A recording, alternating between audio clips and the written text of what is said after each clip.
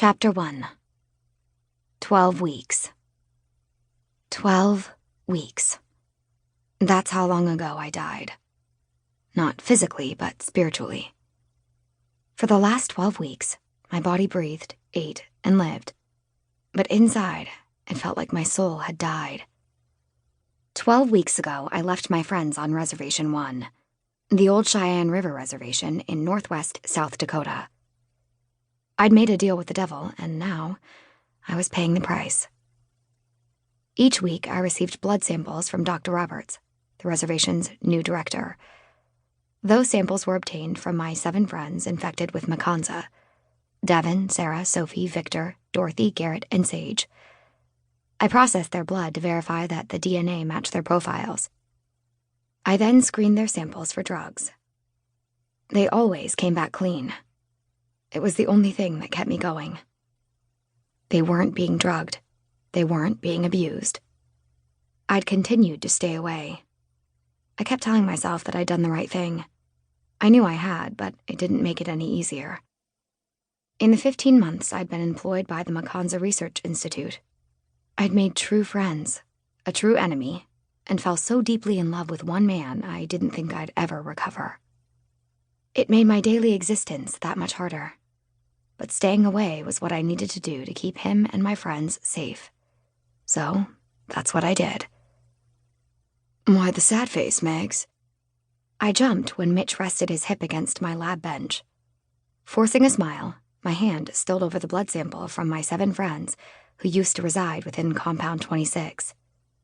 Sad face? I didn't realize I looked that way. He leaned against the bench, his lab coat draping open. One of his comedic t-shirts appeared. "If you believe in telekinesis, please raise my hand." A genuine smile spread across my face. "Nice shirt." He glanced down, his large hands spreading his coat open wider. "Thanks. This is a new one. I wore it just for you." He winked. Shaking my head, I stored the blood samples. I kept all of them in my personal lab freezer. I knew it was weird to keep them, but it was all I had of Compound 26's former Kazzies. It was possible I'd never see Davin or my friends again. Cold air swirled out from the freezer when I bent down and opened the door.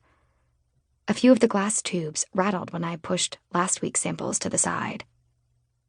Even though Dr. Kate Hutchinson, our political team, and I had worked tirelessly to free the Kazzies for the past few months, they were still prisoners on the reservation. Until our government held a new vote, and only if the American people voted to free them, the Kazzies would stay contained. Indefinitely. As carriers of the Meghan virus, the public was afraid of them. Healthy, uninfected people wanted them isolated. I snorted quietly. Never mind that every living, breathing citizen in this country had been vaccinated against Meghan, a vaccine that was 100% effective. My finger hovered over Davin's blood as cold air swirled around my hand. Bright blue eyes flashed through my mind. With it came the image of a tall, muscular man. His face appeared next. Deep-set eyes, a straight nose, high cheekbones, and black hair that brushed the tops of his ears. As half Lakota Sioux, his skin was the shade of honey and fire. He was beautiful. I didn't have a picture of him. Luckily, I had an eidetic memory, so all I had to do was close my eyes when I wanted to see him. His image readily appeared. It was as detailed and crisp as if he stood right in front of me. I swallowed thickly.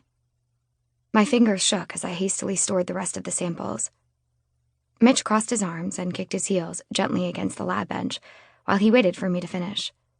I stood, put on gloves, and began cleaning up my workspace.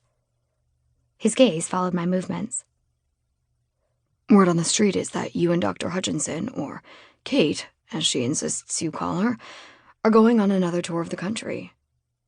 Snapping my gloves off, I nodded. Now that my hands were free, I tucked my long brown hair behind my ears. It hung to my mid-back. I knew I should cut it since it was getting so long, but I hadn't found the time.